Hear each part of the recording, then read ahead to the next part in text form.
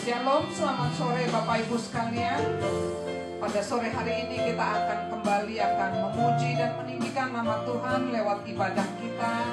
Sekalipun kita mengadakannya secara streaming, tapi kita percaya bahwa kuasa Tuhan tetap nyata dulu, sekarang, dan sampai selama-lamanya. Mari Bapak Ibu sekalian, saya undang kita untuk menaikkan pujian kita. Kita akan menyembah Tuhan dengan katakan, masuk hadirat-Mu Tuhan.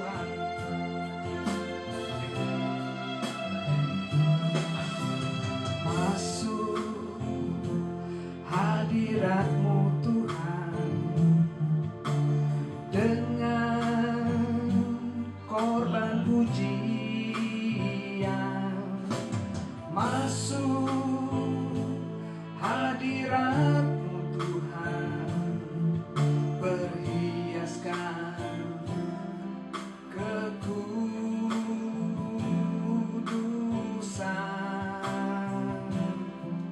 di hadapan hadirat-Mu Tuhan, ku rasakan kedamaian di hadapan hadirat-Mu Tuhan, ku nampak keagungan. Katakan, Yesus, ku sembah Kau. Yesus, ku sembah Kau, sujud di hadapan-Mu, keinginan dalam hidupku hanya untuk menyembah-Mu. Yesus, ku sembah. Yesus, ku sembah Kau, sujud di hadapan-Mu, keinginan dalam hidupku hanya untuk menyembah-Mu. Naikkan sekali lagi, Yesus, ku sembah. Yesus, ku sembah Kau, sujud di hadapan-Mu, keinginan dalam hidupku hanya untuk menyembah-Mu. Sebab Kau layak, sebab Kau layak, terima pujian. Sebab Kau layak, terima pujian. Sebab Kau layak, ku agungkan. Yesus, Raja di atas segala raja. Sebab Kau layak, sebab Kau layak, terima pujian. Sebab Kau layak, terima pujian. Sebab Kau layak, ku agungkan. Yesus, Raja di atas segala raja. Mari Bapak Ibu sekalian, kita tinggikan Tuhan, kita muliakan Dia, kita agungkan Dia. Dialah Bapa kita yang layak menerima pujian penyembahan dari setiap kita anak-anaknya. Mari Bapak Ibu sekalian, naikkan penyembahan-Mu kepada Tuhan. Kami bersyukur Tuhan, kami bersyukur buat semua kebaikan-Mu sepanjang hidupku. Ku kan terus bernyanyi bagi-Mu, ku kan terus tinggikan nama-Mu sepanjang umurku. Haleluya, terpuji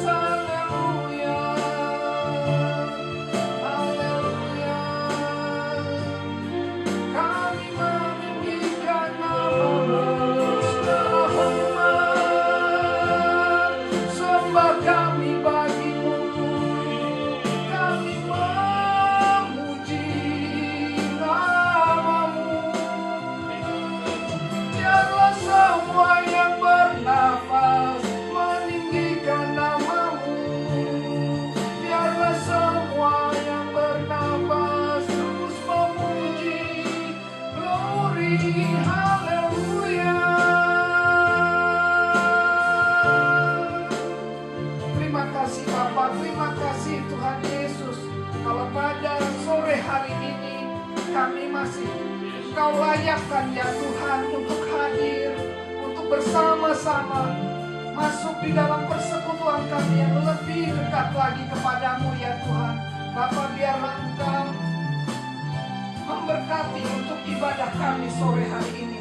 Biarlah Tuhan Engkau melihat anak-anak-Mu yang mungkin mengalami beban berat. Tuhan, kami percaya Engkau adalah jawaban dalam hidup kami. Kami akan terus meninggikan nama-Mu Tuhan. Haleluya, sebab Kau layak terima pujian. Sebab Kau layak terima pujian. Sebab Kau layak terima pujian. Sebab Kau layak ku agungkan Yesus, Raja di atas segala raja. Sebab Kau layak, sebab Kau layak terima pujian. Sebab Kau layak terima pujian. Sebab Kau layak ku agungkan Yesus, Raja di atas segala raja. Raja di atas segala raja. Raja di atas segala raja. Raja di atas segala raja. Raja di atas segala raja. Haleluya, berikan tepuk tangan yang meriah. Haleluya, haleluya. Mari Bapak Ibu sekalian, kita akan terus memuji Tuhan. Kita akan terus meninggikan namanya. Kita akan naikkan pujian kepada Tuhan yang berkata, hatiku tenang berada di dekatmu. Pertolongan Tuhan selalu ajaib. Di saat kita anak-anaknya tidak sanggup lagi, di situ tangan Tuhan bekerja. Dia pasti menolong kita. Haleluya. Katakan, pertolongan-Mu begitu ajaib ya Tuhan. Pertolongan-Mu begitu ajaib. Kau telah mengikat hatiku. Di saat aku tak sanggup lagi, di situ tangan-Mu bekerja. Pertolongan-Mu begitu ajaib. Kau telah mengikat hatiku. Kini mataku tertuju padamu. Ku rasakan kasih-Mu Tuhan. Bapak dan Ibu sekalian, pujian ini mengatakan, hatiku tenang. Hatiku tenang berada dekat-Mu. Kaulah jawaban hidupku. Hatiku tenang berada dekat-Mu. Kau yang pelihara hidupku. Pertolonganku, pertolonganku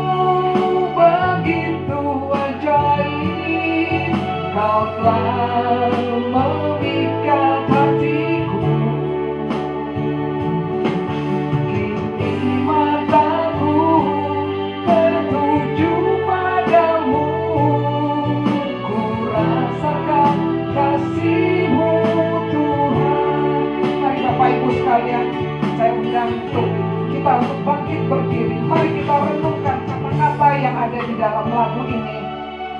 Sekalipun kita saat ini berada di dalam berbagai macam masalah, pergumulan, tetaplah percaya bahwa Tuhan Yesus adalah Tuhan yang sanggup untuk menolong kita. Karena di saat kita anak-anaknya tidak sanggup lagi, kita menyerah total di hadapannya, Tuhan Yesus pasti akan menolong. Katakan sekali lagi dengan iman, kata, hatiku tenang berada dekatmu, kaulah jawabanku. Hatiku tenang berada dekatmu, kau yang pelihara hidupku. Katakan pertolongan Tuhan begitu ajaib. Amin. Begitu ajaib, kau telah memikat hatiku. Di saat aku tidak sanggup lagi, saat aku tak sanggup lagi, di situ tanganmu bekerja. Ini pernyataan anak-anakmu Tuhan, pertolonganmu begitu ajaib, kau telah memikat hatiku.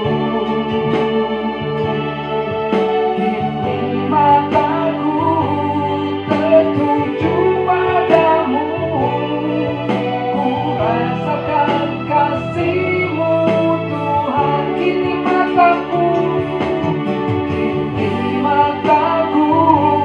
tertuju padamu, ku rasakan kasih-Mu Tuhan.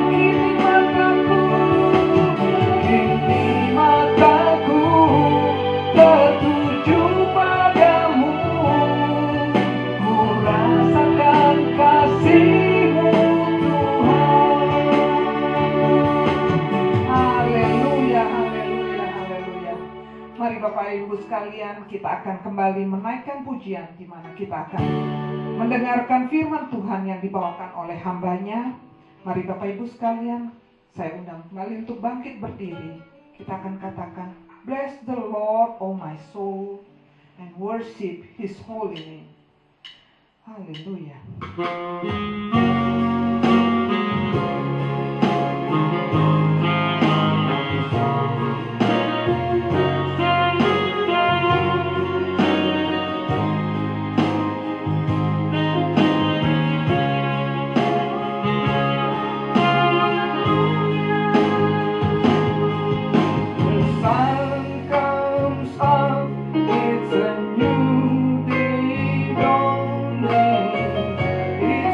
To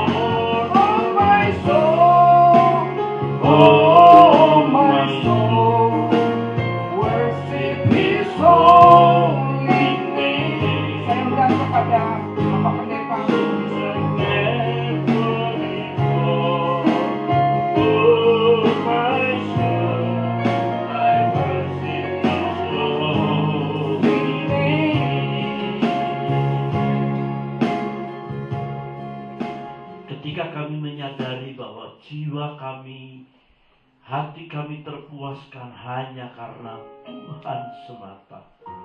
Untuk itu biarkanlah kami sungguh-sungguh lebih serius, untuk kami lebih dekat kepada Tuhan. Kami mencari wajah Tuhan selagi nafas kami masih ada dalam hidup ini. Ketika kami masih menghirup udara yang segar, biarkan kami melekatkan diri kami kepadamu dengan apapun yang sedang kami alami. Untuk itu kami mau mendengarkan firman Tuhan, berbicara, berkata-kata bagi kami sekalian Tuhan. Berbicara kami siap mendengar urapi hamba-Mu, jadikan hamba yang efektif di tangan-Mu bagi umat-Mu yang hadir hari ini.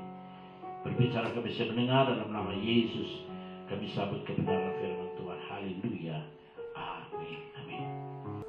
Saudara-saudaraku yang kekasih dalam Tuhan Yesus Kristus, kalender gereja hari-hari ini berbicara tentang karya Roh Kudus yang luar biasa.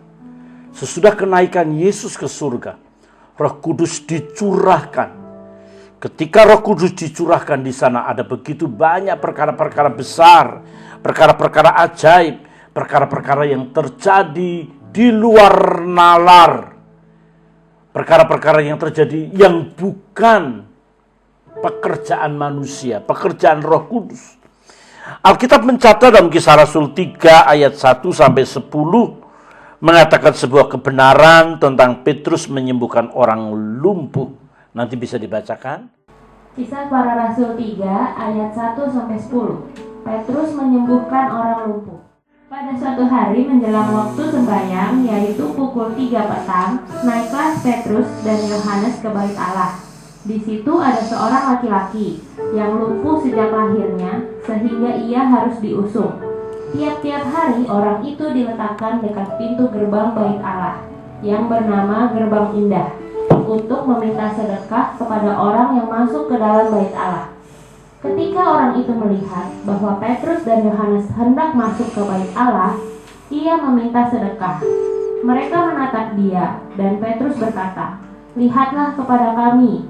Lalu orang itu menatap mereka dengan harapan akan mendapat sesuatu dari mereka. Tetapi Petrus berkata, "Emas dan perak tidak ada padaku, tetapi apa yang kupunyai, kuberikan kepadamu. Demi nama Yesus Kristus, orang Nazaret itu, berjalanlah." Lalu ia memegang tangan kanan orang itu dan membantu dia berdiri. Seketika itu juga kuatlah kaki dan mata kaki orang itu. Ia melonjak berdiri, lalu berjalan kian kemari dan mengikuti mereka ke dalam bait Allah, berjalan dan melompat-lompat serta memuji Allah. Seluruh rakyat itu melihat dia berjalan sambil memuji Allah. Lalu mereka mengenal dia sebagai orang yang biasanya duduk meminta sedekah di gerbang indah bait Allah. Sehingga mereka takjub dan tercengang tentang apa yang telah terjadi padanya. Haleluya, saudaraku yang kasih dalam Tuhan. Mengubah dimensi ibadah, judul khotbah saya hari ini. Saudara, tempat di mana orang lumpuh itu berada, ada begitu banyak orang yang berlalu lalang. Tempat itu tidak ada di dalam, tempat itu ada di pelataran sebelum masuk. Dan semua orang akan memasuki tempat ibadah itu melalui pelataran yang ada. Disinyalir tempat itulah tempat di mana orang-orang Farisi pada umumnya pamer dalam memberikan sedekah. Jadi bait Allah menjadi sebuah media untuk memviralkan dirinya. Bait Allah tidak untuk memuliakan nama Allah, tapi pamer jati diri. Dia bisa sedekah, dia bisa memberi orang lain. Dalam arti kata, ibadah dipakai untuk kemuliaan dirinya sendiri. Jadi ibadah itu bagaikan sebuah etalase di mana orang-orang dapat melihat kemampuan para ahli-ahli Taurat dan orang-orang Farisi. Ibadah bagaikan etalase barang dagangan yang bisa dilihat, dipamerkan, di mana karya hamba-hamba Tuhan, talenta hamba-hamba Tuhan, kefasihan lidah hamba-hamba Tuhan, kehebatan pendeta-pendeta, kehebatan orang-orang yang melayani, bagaikan etalase yang bisa dilihat oleh jemaat. Dan disitulah eksistensi para hamba-hamba Tuhan. Persis seperti orang-orang Farisi yang menciptakan kekaguman dirinya terhadap jemaat. Seharusnya para pendeta dan hamba Tuhan menciptakan sebuah kekaguman akan Tuhan bagi jemaat dan bukan bagi dirinya sendiri. Dengar, pendeta bukan Tuhan bagi jemaat. Hamba Tuhan bukan Allah bagi jemaat. Tetapi hamba Tuhan adalah jongosnya Tuhan yang mengajak jemaat mengagumi akan Tuhan.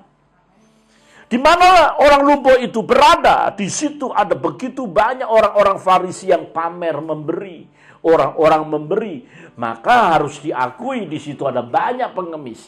Salah satunya mungkin pengemis yang diceritakan oleh kisah Rasul ini. Saudaraku yang kekasih dalam Tuhan Yesus Kristus, seharusnya dan mesti harus dipahami, setiap kita para hamba Tuhan, setiap kita para pelayan Tuhan harus menciptakan sebuah pujian, pengagungan akan Tuhan. Bukan pengaguman akan diri sang pengkhotbah, pengaguman akan diri sang pembicara. Mujizat terjadi tidak untuk menunjukkan hebatnya pendeta, mujizat terjadi untuk menunjukkan siapa Allahnya. Karena dalam nama Yesus bangkit dan berjalan. Saudara, di era modern ini, di era digital ini harus diakui bahwa di dunia ini ada 175,2 juta orang yang menggunakan internet. Dan ada di Indonesia saja, saudaraku yang kekasih dalam Tuhan, ada 150 juta orang yang menggunakan media. Dan kalau dibuat rata-rata, itu 3,26 menit setiap harinya orang-orang menggunakan secara pribadi waktu 3 jam 26 menit dibuat rata-rata. Jadi saudaraku yang kekasih dalam Tuhan, kalau orang mau memviralkan dirinya, kalau orang mau mencari kepopuleran, saatnya media sekarang akan sangat menunjang. Tetapi harus diakui, kita ini bukan orang-orang Farisi yang sedang mencari nama dengan berbagai macam cara, menghalalkan segala cara supaya dia terkenal. Dan realitasnya saudara lihat, media yang seharusnya memberitakan kabar Injil, memberitakan kabar baik, menjadi kabar buruk. Injil yang harusnya memuji nama Tuhan, tetapi Injil yang disampaikan, berita yang disampaikan di media adalah mencela orang lain. Jadi sekali lagi, tempat di mana orang lumpuh itu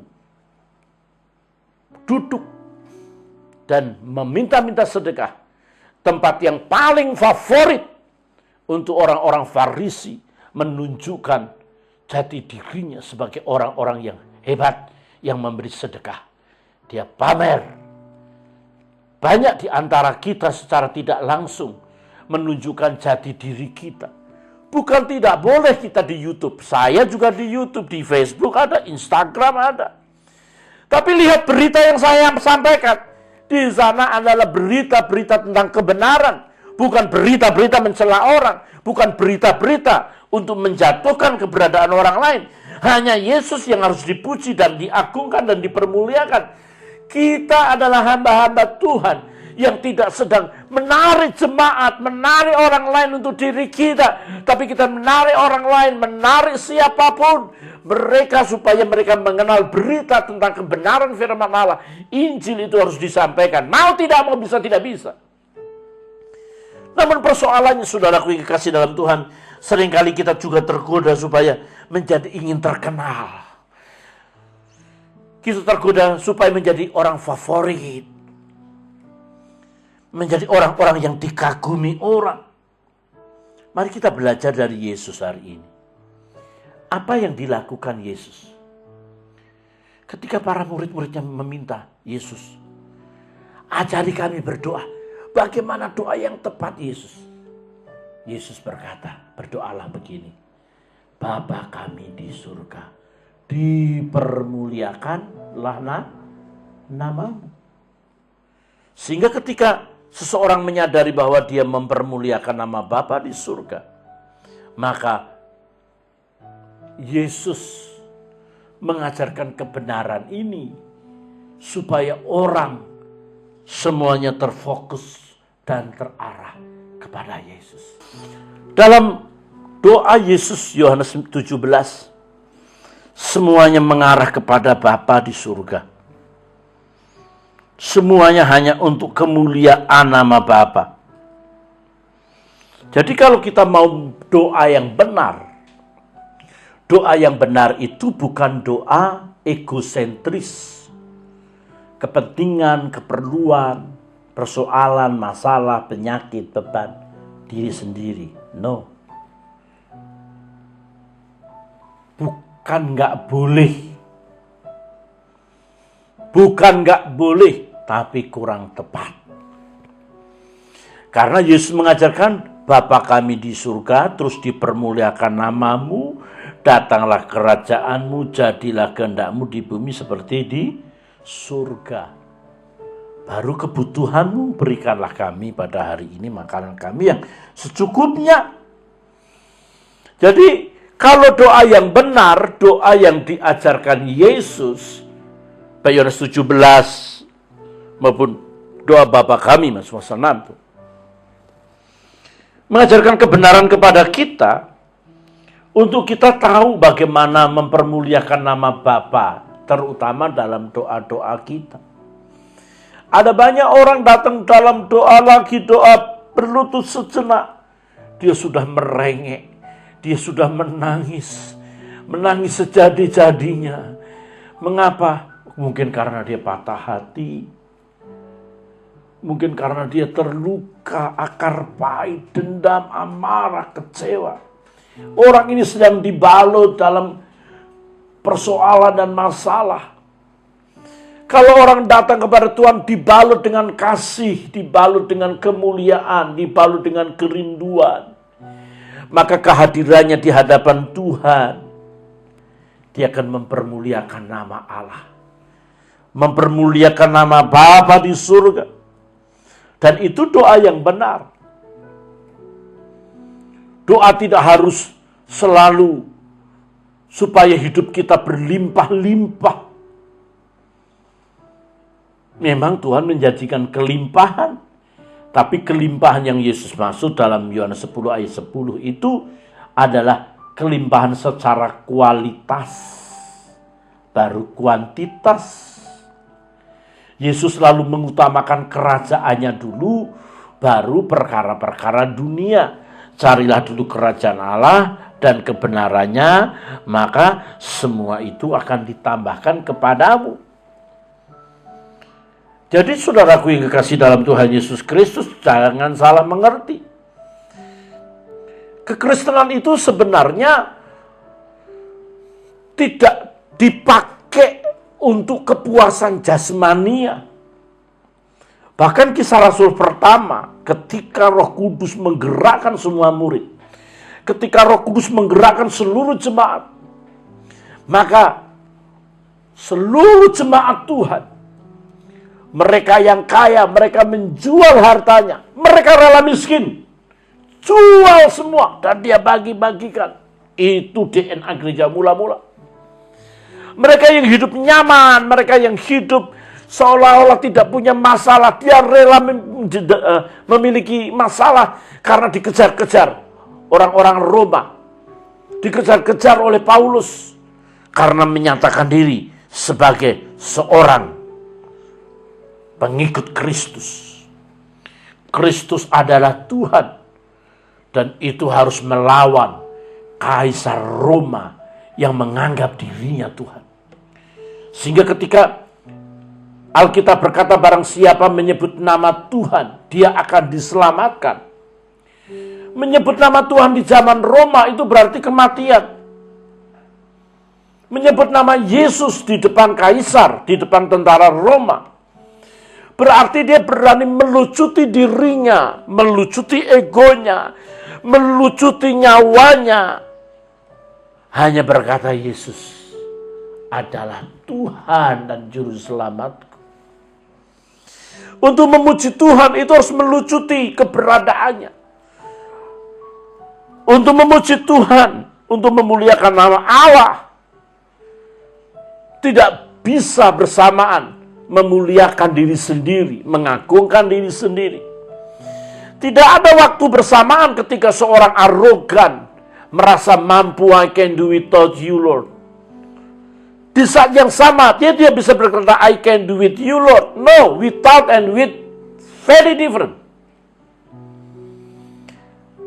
Saudara dengar saya. Ketika Yesus mengajarkan permuliakan namamu, bait Allah itu tempatnya untuk mempermuliakan nama Tuhan, bukan pamer diri sendiri. Ada banyak pendeta yang punya fasih lidah. Dengan kefasihan lidahnya itu, mereka punya nilai, merasa diri punya nilai. Padahal dia fasih lidah, pendeta yang ngomongnya kaku, ngomongnya tidak bisa, itu sebenarnya sama-sama hamba sih. Saya pernah punya gembala, di mana gembala itu tidak bisa khotbah. Dia cuma ngomong Yesus mengasihi, kita tidak mengasihi, kita kurang mengasihi, termasuk saya kurang mengasihi. Dia meneteskan air mata. Ratusan jemaat menerima urapan. Seluruh jemaat menangis karena merasa berdosa, kurang mengasihi akan Tuhan. Itu baru urapan. Saudara-saudaraku yang kekasih di dalam Tuhan Yesus Kristus, Mazmur 63 ayat 5 mencatat, demikian aku memuji engkau seumur hidupku dan menaikkan tanganku demi namamu. Saudaraku yang kekasih dalam Tuhan Yesus Kristus, ketika pemazmur mengatakan hal itu, dia berkata bahwa demikian aku memuji engkau seumur hidupku dan menaikkan tanganku demi namamu. Ayat ini memiliki latar belakang tentang perasaan yang mendalam akan nilai kebaikan Allah yang sangat mengasihi. Pemazmur rela seumur hidupnya hanya memuji, hanya mengagungkan dan memuliakan nama Tuhan. Sebenarnya pemazmur ini bisa menikmati hari-harinya dengan baik. Dia bisa memuaskan dirinya dengan harta, jabatan, pangkat, gelar, dan segala yang dia miliki. Tetapi pemazmur ingin dan mengadakan sebuah komitmen, refleksi hatinya untuk mengatakan seluruh kehidupanku, seluruh itu all out. Ketika seluruh hidup itu all out, maka tidak ada ruangan, tidak ada area, tidak ada tempat di mana kuasa iblis mendarat, karena seluruhnya sudah ruangan itu diberikan oleh seseorang pemazmur kepada Tuhan. Ada banyak di antara kita gagal karena kita tidak memberikan seluruh kehidupan kita. Kita bisa memberi uang kita, berkorban, ada banyak orang berkorban jor-joran untuk Tuhan. Ya puji Tuhan. Yang tidak jor-joran buat Tuhan, dia waktunya untuk Tuhan sepanjang waktu karena memang dia tidak punya banyak duit. Ada yang memberikan pikirannya dan tenaganya. Tetapi kalau perasaannya tersentil sedikit, perasaannya dikorek sedikit, dia betul-betul marah. Kenapa? Perasaannya terlalu tinggi untuk dirinya. Sehingga dia begitu marah dan dia meninggalkan pelayanan. Dia meninggalkan gereja, dia meninggalkan segala yang ada. Karena apa? Perasaan saya tidak boleh terjamah oleh apapun. Perasaan saya begitu bernilai dan berharga. Seluruh itu termasuk perasaan tubuh, jiwa, dan roh.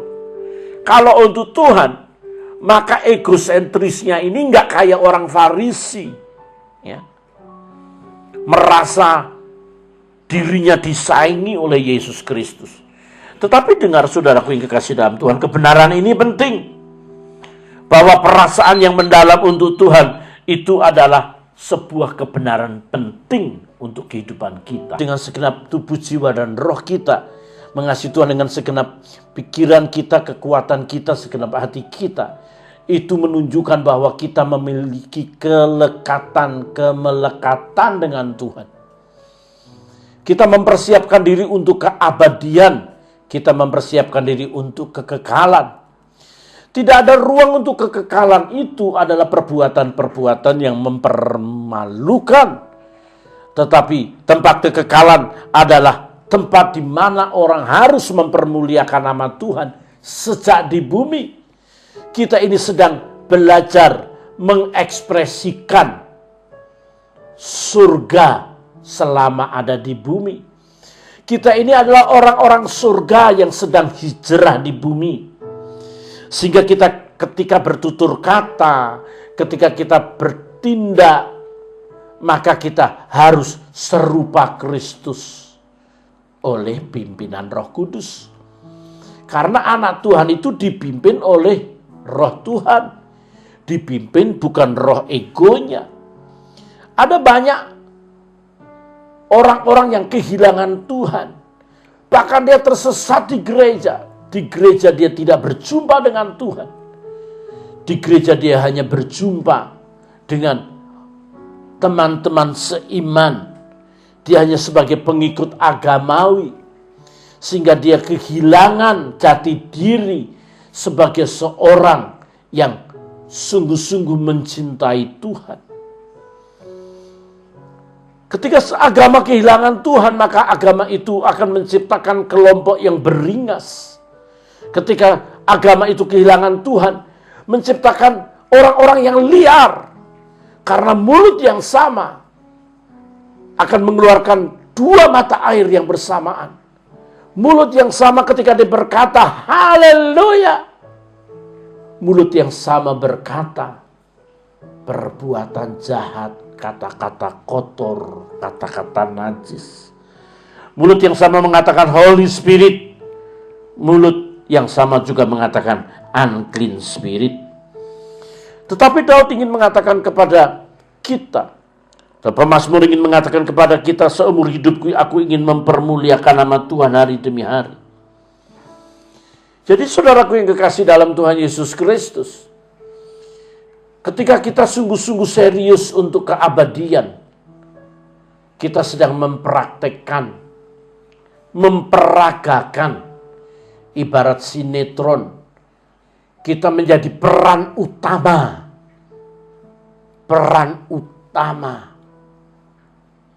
menggantikan Yesus untuk bertindak, untuk berbuat sesuatu. Memang tidak mudah saudaraku yang kekasih. Tetapi itu standar. Menjadi serupa dengan Kristus. Kalau serupa pada waktu Yesus melakukan mujizat, haleluya. Serupa Yesus menyembuhkan, haleluya. Serupa Yesus dipermuliakan, haleluya. serupa Yesus ketika Yesus membangkitkan orang mati. Oh, haleluya. Tapi keserupaan Yesus ketika dikhianati, dicemooh, ketika diludahi, ketika seseorang mendapatkan bahwa orang itu memperlakukan dengan tidak adil. Kalau dia ingin seperti Yesus, dia harus rela diperlakukan tidak adil. Kalau dia ingin seperti Yesus, dia harus merelakan diri dicela dan tidak membalas. Itu teori. Tampar pipi kanan, berikan pipi kiri, tampar pipi kiri, berikan pipi kanan, sampai kehabisan pipi. Ya, enggak apa-apalah. Tetapi saudaraku yang kekasih dalam Tuhan, itu standar kehidupan yang tinggi. Karena kalau semua orang bisa memuji Tuhan, mengagungkan Tuhan, memuji hanya dengan mulutnya saja, semua orang bisa. Tidak terkecuali semua orang mampu. Tetapi orang yang dipuji Tuhan itu yang kuat. 2 Korintus 10 ayat 18 mencatat, sebab bukan orang yang memuji diri yang tahan uji, melainkan orang yang dipuji Tuhan. Dengar saudara. Sebab bukan orang yang memuji diri yang tahan uji, melainkan orang yang dipuji Tuhan. Jadi saudaraku, kalau semua orang memuji Tuhan, itu tahapan awal, memang harus. Memuji Tuhan bukan hanya dengan mulut. Kalau orang memuji Tuhan dengan mulut dan tingkah lakunya tidak memuji Tuhan, mungkin yang masuk surga itu cuma bibirnya doang. Jangan salah kalau di surga nanti ada ubur-ubur, karena bibir doang yang masuk. Yang model begini pada waktu dibaptis, mungkin yang tenggelam badannya, bibirnya di atas. Oleh sebab itu perlu diadakan baptisan ulang khusus bibir. Ada pendeta yang bawa baskom, mari ibu-ibu silakan bibirnya dibaptis. Supaya bibirnya itu tidak terlalu punya karunia lidah tanpa doa pembukaan dan kolekte. Saudaraku dengar saya, kebenaran ini penting. Dan orang harus mengerti dan melihat. Orang yang dipuji Tuhan itu yang kuat. Bukan hanya orang yang memuji Tuhan. Orang banyak memuji Tuhan begitu rapuhnya. Dia ikut praise and worship, penyembahannya, bahasa rohnya. Oh, haleluya. Dia bisa berjam-jam berlutut, bisa berjam-jam berbahasa roh. Oh, puji Tuhan, haleluya. Tetapi ketika dia keluar ibadah, motornya diserempet becak, maka dia turun, itu tukang becak ditonjok, bah. Kenapa nabrak motor saya? Berantemlah. Itu tadi berbahasa roh, Roh Kudus atau roh apa? Karena karunia-Nya tidak menyentuh perasaan. Karunia-Nya tidak menyentuh perbuatan. Sebenarnya ketika kita memuji Tuhan itu, dia tidak berada dalam dimensi roh, dimensi spirit. Tapi harus juga menyentuh perasaan, harus menyentuh tubuh fisikalinya. Sehingga orang model seperti ini, dia akan tahan uji. Orang seperti ini akan memahami bahwa tubuhku itu bait Allah. Bait Allah itu khusus untuk memuliakan nama Tuhan. Orang di pelataran saja, tempat orang menunjukkan kasih, menunjukkan banyak perbuatan baik terhadap orang lain. Apalagi ketika ada di dalam. Mari kita belajar seperti apa yang Yesus ajarkan. Belajarlah daripadaku karena aku ini lemah lembut dan rendah hati. Orang yang rendah hati adalah orang yang tahan uji. Orang yang tahan uji adalah orang yang mampu mempraktekkan sebuah pujian dan pengagungan kepada Tuhan untuk seluruh aspek hidupnya. Dia tetap berada dalam kendali Roh Kudus dan harus dimengerti dan harus dipahami. Ketika seseorang sungguh-sungguh belajar dari Yesus Kristus, kerendahan hati itulah hal yang paling utama. Kalau orang rendah hati, dia tidak akan pamer seperti orang Farisi. Lo lihat gue ini pengkhotbah hebat. Lo lihat gue ini punya karunia kesembuhan. Lo lihat gue ini pendeta terkenal, pendeta punya nama. Semua pendeta juga punya nama. Jangan punya nilai terlalu tinggi. Karena saudaraku yang kekasih, orang yang memuliakan nama Tuhan, orang yang beribadah itu, dimensinya adalah lemah lembut dan rendah hati. Tidak ada egonya. Sehingga seperti Paulus berkata, hidupku bukannya aku lagi, melainkan Kristus yang hidup di dalam aku. Jadi jati diri Paulus sudah dibuang. Yang ada jati diri Kristus. Ketika jati diri Kristus, Paulus hidup dalam dunia supranatural. Kehidupan yang dipimpin oleh Allah yang tidak kelihatan. Kehidupan yang dipimpin oleh Roh Kudus yang tidak kelihatan. Yang mengatur segala sesuatunya. Dan saya percaya, saudaraku yang kekasih dalam Tuhan, hal ini penting untuk kita renungkan. Tempat ibadah bukan tempat untuk pamer diri seperti orang Farisi. Tempat ibadah bukan tempat di mana orang memviralkan dirinya sendiri, tetapi harus memviralkan Injil kebenaran Allah. Saudaraku yang kekasih, hal yang kedua, bait Allah adalah tempat mempersembahkan hidup kepada Tuhan. Orang lumpuh ini tidak sedang mempersembahkan dan memberi hidup. Orang lumpuh itu sedang mencari hidup. Orang lumpuh ini sedang mengharapkan apa yang gereja, apa yang bait Allah lakukan untuk dirinya.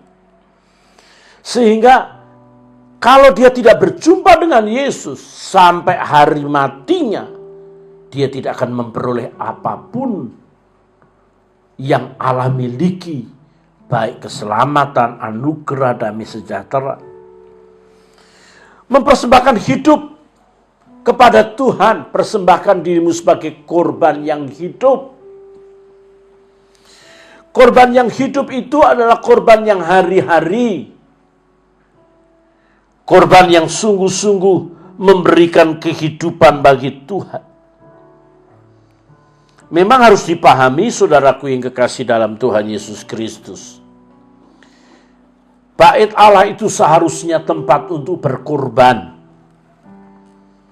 Bukan tempat untuk makan korban. Ulangan 16 ayat 16 mencatat kebenaran kepada kita. 3 kali setahun setiap orang laki-laki di antaramu harus menghadap hadirat Tuhan Allahmu ke tempat yang akan dipilihnya, yakni pada hari raya roti tidak beragi, pada hari raya 7 minggu, dan pada hari raya pondok daun. Janganlah ia menghadap hadirat Tuhan dengan tangan hampa. Ingat, menghadap hadirat Tuhan dengan tangan hampa. Kita tidak bisa datang kepada Tuhan dengan tidak membawa apa-apa. Saudara jangan berpikir khotbah saya datang kepada Tuhan harus membawa kolekte besar, perpuluhan, buah zulung, ucapan syukur, dan deretan-deretan persembahan. Datang kepada Tuhan tidak boleh dengan tangan hampa. Di gereja, di bait Allah itu tempatnya saudara berkorban. Bukan saja korban duit, kadangkala korban perasaan. Korban waktu dan tenaga. Itulah cara di mana kita melayani. Kalau di gereja kita hanya mencari sebuah keuntungan. Keuntungan jabatan, keuntungan finansial, keuntungan semacam pengagungan. Ada orang banyak yang haus jabatan. Di luar dia menjadi direktur utama. Dia ingin di gereja juga menjadi pemimpin. Minimal orang kedua daripada sang pemimpin sendiri. Maka dia korban besar-besaran. Mempersembahkan dana besar-besaran. Supaya bisa dekat dengan orang yang terkenal. Karena katanya gembalanya adalah pendeta 10 besar di internet. Rasa nyaman dekat pendeta besar. Comfortable. Zona nyaman benar dekat pendeta. Padahalnya rohnya jauh dari pendeta. Rohnya jauh daripada hamba Tuhan itu. Karena dia kuat dengan materi. Maka dia mencari jati diri, pengagungan. Ketika dipuji orang, ketika ditanya orang, siapa nama pendetamu? Maka dengan kebanggaan yang sangat-sangat vulgar, dia sebut nama pendetanya. Lebih daripada ditanya siapa Tuhanmu. Mempersembahkan sesuatu kepada Tuhan itu membutuhkan sebuah komitmen. Dan komitmen ini penting, saudaraku yang kekasih dalam Tuhan. Tuhan tidak butuh harta saudara. Ia memiliki langit dan bumi, emas dan perak dan segala sesuatu dia miliki. Dia membutuhkan hatimu bagikan bejana yang bisa dibentuk. Bejana yang terus-menerus dibentuk untuk menjadi serupa dengan Kristus. Tentu oleh pimpinan Roh Kudus. Yang memegang kendali, yang memegang daulat dalam hidup kita adalah satu pribadi yang namanya Yesus Kristus. Kalau dia berdaulat dalam hidup kita, maka dapat dipastikan dia menjadi kurios, menjadi Tuhan yang menguasai seantero hidup kita. Maka tidak ada ketakutan, tidak ada kekhawatiran. Korban-korban yang dari hati yang paling dalam tidak akan pernah disesali. Ada begitu banyak orang sudah menyumbang kepada gereja. Melihat pendetanya, dia begitu kecewanya. Dia menyesal. Seolah-olah persembahannya itu sia-sia. Ada begitu banyak orang meratap. Dia sudah menjual mobilnya, menjual rumahnya. Dan dia membantu pendeta A. Ketika pendeta A sudah begitu besar, orang-orang ini dibuang. Dan nanti tipe pendeta yang, kalau gua ada besar, lo mau keluar terserah. Dan orang itu terluka kemana-mana. Saya beritahu saudara ya. Korban saudara untuk pekerjaan Tuhan bukan untuk pendeta. Tetap tercatat dalam kerajaan surga. Petrus datang. Petrus tidak membawa uang. Mas perak aku tidak punya. Walaupun di gereja dia harus mempersembahkan uang. Mempersembahkan korban. Dia nggak punya itu. Tetapi dia punya hati yang dalam mengasihi Tuhan. Dia memiliki kuasa Roh Kudus yang ada di dalam. Dan hati Yesus tercurah melihat orang yang lumpuh ini. Nilai yang diberikan oleh Petrus dan Yohanes ini melebihi penghasilan seumur hidup orang lumpuh. Mengapa demikian? Karena sejak awal Petrus sudah berkorban meninggalkan keluarganya, istri anaknya. Dia sudah meninggalkan pekerjaannya menjala ikan. Di tangannya sekarang bukan jala. Di tangannya sekarang ada kerajaan Allah. Di tangannya sekarang ada kuasa Roh Kudus. Di tangannya ada kuasa kesembuhan. Di tangannya ada mujizat. Dan dia berkata dalam nama Yesus, seluruh korban-korban yang Petrus berikan terakumulasi dalam sebuah kuasa yang besar, yakni orang lumpuh itu berjalan. Korban-korban saudara kepada Tuhan, kalau itu dengan ketulusan hati, akan terakumulasi dalam bentuk kuasa, dalam bentuk mahkota, dalam bentuk berkat, dalam bentuk mujizat. Oleh sebab itu belajarlah berkorban. Korban apapun termasuk korban perasaan untuk Tuhan. Untuk itu saudaraku yang kekasih di dalam Tuhan Yesus Kristus, jangan seperti orang Farisi. Dia tidak pernah berkorban, tetapi dia makan korban. Yesus disalib. Yesus mati bukan ulah orang kafir, bukan ulah orang yang tidak mengerti firman, bukan ulah orang-orang yang tidak mengerti Taurat, tetapi Yesus mati disalib oleh fitnah, oleh rekayasa politik dalam bait Allah, sehingga dia tidak berkorban, tapi dia makan korban. Menunjukkan bahwa yang berkuasa, berdaulat di dalam orang-orang yang beragama seperti ini cuma ayat-ayat yang dianggapnya suci, yang bukan berasal dari Roh Kudus, sehingga dia bisa membunuh dan membantai Yesus di atas kayu salib. Untuk itu yang kedua, ketika kemarin kita berkorban dengan sungguh-sungguh untuk Tuhan, berkorban apapun, waktu, tenaga, pikiran, harta, segala yang kita miliki kita berikan kepada Tuhan, nanti akan terakumulasi dengan kekuatan dan kuasa Allah. Dan Allah tidak pernah berhutang. Kiranya Tuhan memberkati saudara. Haleluya. Berdaulat dalam hidupku. Ku berserah penuh. Haleluya. Katakan pujian ini.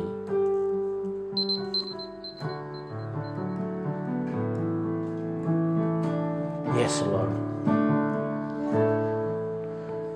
Ku rindu setiap waktu hidup di kebenaran-Mu, bukan dengan kuatku, namun karena Roh-Mu. Yesus, yang ku pegang teguh. Yesuslah, Yesuslah Tuhan, Engkaulah Raja, Engkaulah Raja, berdaulat atas hidupku, ku berserah penuh. Engkaulah Tuhan, Engkaulah Raja, berdaulat atas hidupku, ku berserah penuh. Biarkan Kau berdaulat dalam hidup kami, Tuhan. Ketika Kau tidak berdaulat dalam hidup kami tahu iblis mengambil alih. Iblis akan mendarat dalam hati kami, maka di situ akan terpancar perbuatan-perbuatan yang mempermalukan nama Tuhan, bukan mempermuliakan nama-Mu.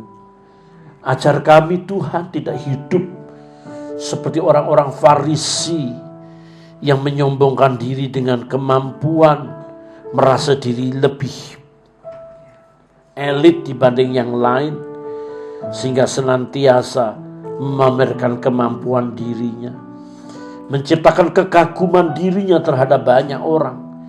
Biarkan kami menciptakan kekaguman akan Yesus dalam hidup kami. Terima kasih Bapa, firman-Mu biarlah mendarat dalam setiap hati anak-anak. Dalam nama Yesus berdoa, haleluya. Amin. Haleluya, shalom saudaraku yang kekasih. Terima kasih sudah dapat mengikuti streaming kita hari ini. Dan pastikan saudara dapat mengikuti pendalaman Alkitab Kamis mendatang. Saudara dapat melihat di gbiholyspirit.com atau holyspiritministry.info. Sudah bisa ketik nama saya Timotius Bakti Sarono, di sana akan muncul. Dan saudaraku yang kekasih dalam Tuhan Yesus Kristus, saya mau saudara juga dapat melayani bersama kami dengan subscribe, komen yang baik, dan like. Dengan saudara mensubscribe channel ini, saya percaya saudara diberkati Tuhan. Karena saudara sedang mengembangkan pelayanan yang ada. Minggu depan kita masih berada dalam masa corona, maka kita masih streaming, kita belum pindah di hotel. Kita tetap streaming jam 4, saudara dapat mengikutinya. Terima kasih Holy Spirit, doa welcome in my heart.